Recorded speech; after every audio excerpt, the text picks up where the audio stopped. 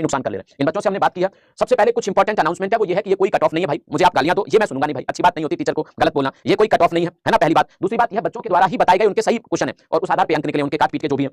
कई बार विद्यार्थी खुद भी गणना कर देते हैं कैलकुलेट करने में, 2-4 नंबर वो ऊपर नीचे कर ही देते हैं, है ना, कर ही देते हैं।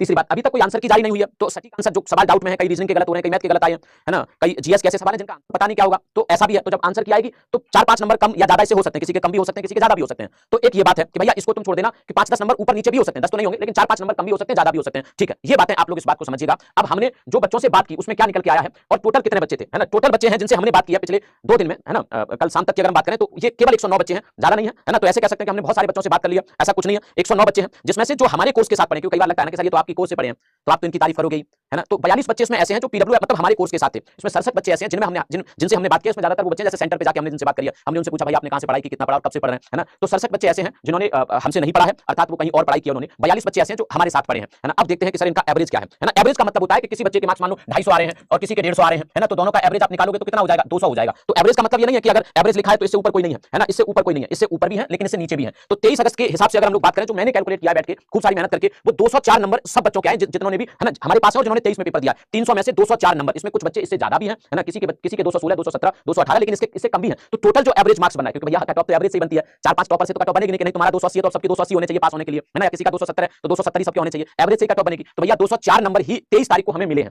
अब मैं ये नहीं कह रहा कि 204 ही कट ऑफ जाएगी, 24 तारीख के ये और कम हो जाते हैं, केवल 194 हैं। अब ऐसा भी नहीं है कि इसमें सारे बच्चे, सर आपने ऐसे बच्चे ले लिए होंगे जिन्होंने कभी तैयारी ही नहीं की, इसीलिए हमने उनसे यही सवाल सबसे पहले पूछा कि क्या आपने तैयारी की है, तो उन्होंने कहा सर YouTube से, ऐप से इतनी तैयारी की हमने कि शायद ही किसी ने इतनी मेहनत की होगी, पहली बात। दूसरा 67 बच्चे ऐसे हैं, अब हो सकता है ना कि सर ये तो आप ही से पढ़े, ऐसे हैं जिन्होंने और संस्थानों से पढ़ाई की है ना, और संस्थानों से, अब मैं संस्थान का नाम तो नहीं ले सकता लेकिन बढ़िया से इन्होंने भी मेहनत करी है, ऐसे बच्चे हैं। और ये वही बच्चे, हमने उससे ही बात करी जो तैयारी कर रहा है, ऐसे नहीं कि सर इस फॉर्म भर दिया था और पेपर देने आ गए, उसको हमने इससे बाहर कर दिया है कि बस पेपर देने आ गए, उन बच्चों को हमने इसमें नहीं रखा, उनको हमने इससे बाहर कर दिया है, बस पेपर देने वाले। तो ये सारे बच्चे जो हैं वो याद रखिएगा, वही बच्चे हैं जिन्होंने तैयारी करी है भैया, ठीक है। तो आप इस बात को याद रखेंगे, तो ये डाउट निकाल दो अपने मन से कि नहीं सर ये तो कम है काफी, है ना। यही निकल के आया जो है आपके सामने, 204 नंबर। 24 तारीख को 194 नंबर, 25 तारीख को 196.5 या 197 के आसपास नंबर आया।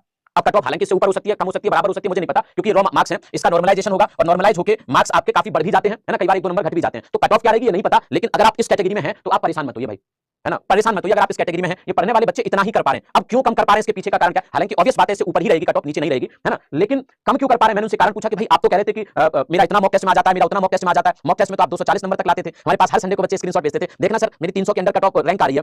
और वो बच्चे उनसे बात हम कर रहे हैं तो वो बच्चे कह रहे हैं कि सर मेरा 100 सही है, मेरा 107 सही है, मेरा 108 सही है, मेरा सर 98 सही हो रहा है, मेरा 97 सही हो रहा है। सर जब हमने निकाल के देखा सर काट पीट के, मतलब इसमें से नेगेटिव करके हैं, जैसे मान लेते हैं किसी बच्चे ने 105 क्वेश्चन सही किए, 210 और कुछ गलत कर दिए, तो हमने घटा दिया यहाँ से, है ना, गलत वाला घटा दिया, आप इसको याद रखिएगा, ठीक है। ये घटाने के बाद है, समझ रहे बात को। अब कम क्यों आ रहे हैं? ऐसा इसलिए बता रहे हैं कि सर हमने मानसिक अभिरुचि खूब पढ़ी, रीजनिंग में दबा के मेहनत करी, हमने रीजनिंग का आधा हिस्सा, आधा समय मानसिक अभिरुचि को दे दिया, उसका सवाल ही नहीं आया, हम उसमें अच्छा कर सकते थे स्कोर। दूसरे कुछ बच्चे कह रहे हैं कि सर कहीं भी रीजनिंग दे दी है, कहीं भी मैथ दे दिया है, हमने तो ये सोच के गए थे कि पहले रीजनिंग के सवाल लगाएंगे, फिर मैथ के लगाएंगे, फिर हिंदी के लगाएंगे, जीएस के लगाएंगे, उल्टा सीधा कहीं भी कुछ भी पढ़ा है। कह रहे मैथ में तीसरा बच्चों ने दिक्कत ये भी बताई है कि सर अंक गणित के अलावा, वैसे कहते हैं कांस्टेबल में अरिथमेटिक के सवाल आएंगे, अरिथमेटिक के सवाल आएंगे, लेकिन अरिथमेटिक के अलावा भी काफी प्रश्न है। बताओ, कह रहे सर प्रोबेबिलिटी से सवाल दे दिया, सेट थ्योरी से सवाल दे दिया है, तो ऐसे सवाल जो अरिथमेटिक के बाहर के उनकी संख्या भी काफी है। हाँ जी, फिर इसके बाद करंट अफेयर सर पुराना पूछ रहा है, 2021 का पूछ रहा है, 2019 का पूछ रहा है, 2020 का करंट अफेयर पूछ रहा है। हमने तो पढ़ाई नहीं, रिवाइज भी नहीं किया, सिर्फ 6, 7, 8, 10 महीने का पुराना पढ़ के गया और सिंगल सवाल सर 6, 7 महीने पुराना करंट अफेयर का नहीं आ रहा। तो यहाँ से सर जो 5-10 नंबर ऐड हो सकते थे वो घट रहे हैं हमारे, है ना। परीक्षा में 225 से अंक लाने का एक दबाव बच्चों के ऊपर है जो नकारात्मक प्रभाव डाल रहा है कि 225 से ज्यादा करना, मतलब 115-16 सही सवाल करके ही आने, 2-4 गलत हो जाएंगे तो देखेंगे। तो इस चीज का प्रेशर बच्चों के ऊपर क्रिएट हो रहा है। इजी पेपर है, बहुत मुश्किल नहीं है, हालांकि इतना मुश्किल भी नहीं कहेंगे, है ना, इतना आसान भी नहीं कहेंगे, लेकिन ठीक पेपर है, पेपर सही है। कह रहे हैं बहुत सारे लोग ऐसा सोच रहे हैं कि भाई ये मेरा लास्ट टेस्ट के बाद कोई मौका नहीं है जिंदगी में, इसी में जो कुछ करना है, इस वजह से पेपर खराब हो जा रहे हैं बच्चों के।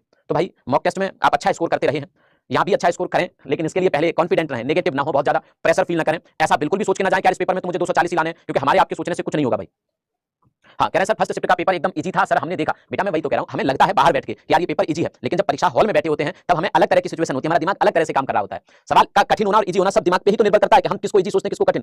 अगर हमारा दिमाग अच्छे से याद कर पा रहा है, उस चीज को रिकॉल कर पा रहा है, तो वो सवाल हमारे लिए इजी हो गया। जो याद ही नहीं आ रहा, हमारी स्मृति से ही आउट हो गया, घबरा रहा है हमारा दिमाग, हम खुद घबरा रहे हैं, दिमाग का कनेक्शन दिल से टूट गया, दिल का कनेक्शन दिमाग से टूट गया, हमें लगा कि यार ये मौका गया हाथ से, और धड़ाधड़ सवाल गलत कर बैठते हैं। तो इजी हमें बाहर बैठ के तो लगता है, ये बात बिल्कुल सही है, लेकिन परीक्षा हॉल के अंदर जब हमें सवाल सही करना होता है, 4 ऑप्शन एक जैसे दिख रहे होते हैं तो हम कंफ्यूज हो जाते हैं। बाहर बिना प्रेशर के हम कहते हैं अच्छा सी है इसका आंसर, अंदर हम इतना आसानी से नहीं कह पाते कि इसका आंसर सी है। जब सी और डी में हमें कंफ्यूजन हो तो हम आराम से नहीं कह पाते कि यार इसका आंसर तो सी है, क्योंकि फिर हमें पता होता है कि यार सी लापरवाही से कह दिया तो 2.5 नंबर गए, हम बाहर बैठ के आराम से कह देते हैं कि सी है, बी है, डी है, जो भी है, ठीक है। तो आप इस बात को समझिएगा। इसमें बालक बालिकाओं का भी हमने अंतर किया है। बालकों के नंबर 201 एवरेज है ना, अर्थात उनका कट ऑफ थोड़ा ज्यादा रहेगा ही रहेगा, और लड़कियों के 188.5 है। और ये कोई इसमें कैटेगरी नहीं है, ये उन बच्चों से हमने उनकी कैटेगरी नहीं पूछी कि आप कौन सी कैटेगरी से हो, जनरल से हो, ओबीसी से हो, एससी से हो, एसटी से हो, ठीक है। तो ये मार्क्स रहे। हो सकता है भाई, है ना, हो सकता है कि हमारी जिनसे बात हुई वो सब एवरेज बच्चे हो, सब बहुत कमजोर बच्चे हो, होशियार बच्चों से हमारी बात ही ना हुई हो, ऐसा भी हो सकता है, इसलिए कम आया हो, है ना। या तो आप इस बात को लेकर पहले बता देता हूं कि इसको आप कट ऑफ मत मानिए, लेकिन आप ऐसे मत सोचिए कि भाई कोई 250 करके आ रहा है। अगर करके आ रहा होगा तो उसकी संख्या एक आधे 60,000 बच्चे 220 के ऊपर नहीं करके आ रहे, है ना, या 210 के ऊपर भी 60,000 बच्चे नहीं करके आ रहे। समझ रहे हो आप इस बात को? 60,000 बच्चे 210 नहीं करके आ रहे, 60,000 वैकेंसी है ना। अगर कोई करके भी आ रहा है 220, 230, 240, तो मुश्किल से पूरे बच्चों में उनकी संख्या 1000 2000 ही होगी भाई। तो इतना बढ़िया पेपर किसी का नहीं जा रहा जितना आप सोच लो कि यार मेरा तो 30 को है और मैं 250 का करके आऊंगा। इतना आसान नहीं है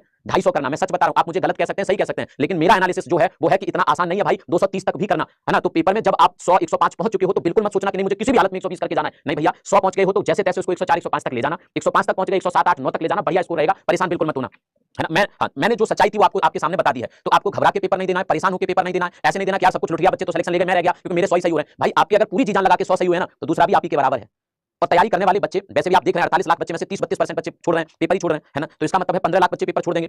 30-32% छोड़ दिया ना तो 15 लाख छोड़ देंगे, 48 में से 33 लाख बच्चे। भाई उतने नहीं होते जितना आप सोच लेते हो तैयारी और पढ़ाई करने वाले बच्चे, ठीक है। तो मैं यही कहूंगा कि भाई परेशान मत होइएगा। हाँ, इसमें एक चीज और है, इसमें एक चीज और है जो मैंने उनसे सवाल पूछा, वो ये था कि भैया आप एज रिलैक्सेशन के कारण परीक्षा दे पा रहे, मतलब बहुत सीनियर बच्चे, या विदाउट एज रिलैक्सेशन से आपने फॉर्म भर दिया था। तो इसमें लगभग मुझे ऐसे बच्चे 34-35 मिले थे जो एज रिलैक्सेशन के कारण आए हैं इसमें।